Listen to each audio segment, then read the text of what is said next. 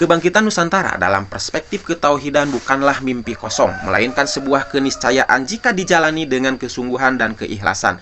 Ia bukan proyek satu generasi, tapi tongkat estafet sejarah yang harus diteruskan. Kita tidak sedang membangun kejayaan untuk dikenang, tapi menunaikan amanah sejarah sebagai bangsa yang diberi limpahan rahmat dan potensi oleh Allah Subhanahu wa Ta'ala. Assalamualaikum warahmatullahi wabarakatuh. Bangsa yang besar tidak hidup dari masa lalu, tapi dari janji yang ia tepati kepada masa depan. Halo semuanya, selamat datang kembali di channel ini, channel tempat kita bareng-bareng belajar hal-hal yang mungkin belum terlintas di benak kita, serta mengambil hikmah dari perjalanan sejarah baik di negeri ini maupun di belahan dunia, kapanpun dan dimanapun kita berada. Di video kali ini, saya akan mengajak teman-teman semua bersama-sama melakukan sebuah refleksi mengenai kebangkitan Nusantara dalam bingkai ketauhidan, sebuah harapan sejarah dan tantangan zaman. Agar tidak gagal paham, yuk silahkan simak video ini sampai tuntas. Nusantara, gugusan kepulauan yang membentang di antara dua benua dan dua samudra. Bukan sekedar entitas geografis, ia adalah rumah dari peradaban yang pernah jaya, spiritualitas yang mendalam dan potensi masa depan yang luar biasa. Namun di tengah pusaran globalisasi dan tantangan zaman, muncul kembali bisikan-bisikan tentang kebangkitan Nusantara, bukan hanya sebagai kekuatan ekonomi atau politik, tetapi sebagai mercusuar peradaban spiritual dunia. Apa makna kebangkitan ini dari perspektif ketauhidan? Bagaimana sejarah, keterangan para ulama, dan dinamika kontemporer membingkainya? Mari kita telusuri jalan ceritanya. Sejak abad ke-13, jejak Islam mulai menapaki bumi Nusantara melalui dakwah para ulama, saudagar, dan wali yang membawa bukan hanya ajaran agama, tetapi juga peradaban dan visi kehidupan. Islam datang bukan dengan pedang, melainkan dengan cinta dan kearifan. Kerajaan-kerajaan Islam seperti Samudra Pasai, Demak, hingga Kesultanan Ternate dan Tidore bukan hanya simbol politik, melainkan institusi yang berakar pada nilai-nilai tauhid. Mereka menjadikan keadilan, kesetaraan, dan tanggung jawab terhadap umat sebagai pilar utama pemerintahan. Namun kolonialisme memutus kesinambungan spiritual ini.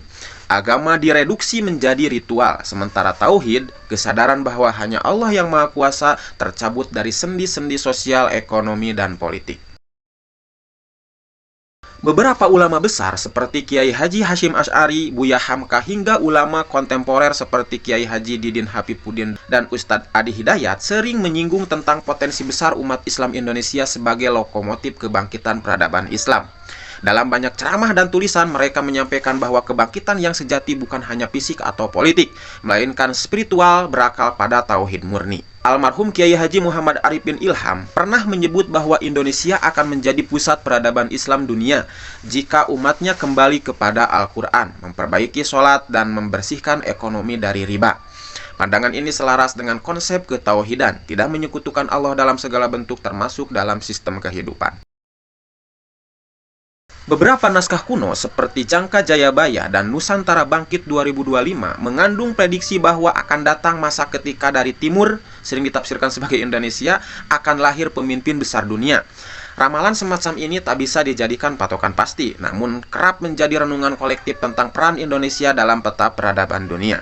Para pemikir Islam modern seperti Syekh Imran Hussein juga menyatakan bahwa di saat umat Islam di Timur Tengah dilanda konflik, justru kebangkitan Islam akan muncul dari wilayah yang jauh dari pusat konflik. Ya mungkin Asia Tenggara atau mungkin Indonesia ya.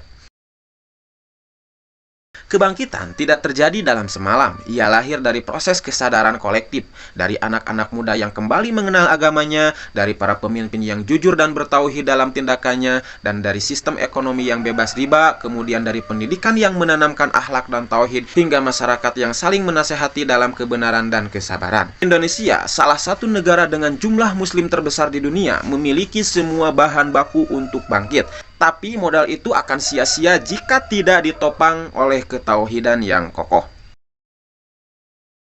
Di tengah krisis global, degradasi moral, dan ancaman hegemoni ideologi materialistik, Indonesia memiliki peluang emas untuk menunjukkan model peradaban berbasis nilai-nilai tauhid, seperti inklusif, adil, dan beradab. Gerakan-gerakan literasi Islam, kebangkitan ekonomi syariah, dan semangat pemuda dalam mengenal Islam secara kapah atau menyeluruh adalah sinyal bahwa kebangkitan itu bukan utopia belaka. Ia sedang tumbuh perlahan tapi pasti. Namun tantangannya juga nyata, disinformasi, radikalisasi, korupsi spiritual, dan mentalitas pecundang. Disinilah pentingnya peran generasi muda yang memahami sejarah, menjunjung nilai tauhid, dan mampu merancang masa depan dengan kesadaran ilahiyah. Tauhid sebagai pondasi bangsa. Bangsa yang besar harus berdiri di atas kesadaran bahwa hanya Allah yang menjadi pusat orientasi hidup. Pelajari sejarah, temukan identitas. Mengenali sejarah Nusantara yang berjiwa tauhid adalah jalan menemukan kembali jati diri bangsa. Ilmu dan akhlak adalah senjata. Kebangkitan sejati lahir dari gabungan ilmu yang benar dan akhlak yang luhur. Jangan takut berbeda. Nusantara memiliki karakter dan potensi unik yang tidak perlu meniru Barat secara membabi buta. Kemudian bersatu dalam keberagaman. Tauhid mengajarkan persatuan dalam nilai, bukan keseragaman dalam bentuk. Kemudian kemandirian ekonomi dan politik. Tauhid juga menolak ketergantungan terhadap selain Allah, termasuk ketundukan pada sistem kapitalistik global.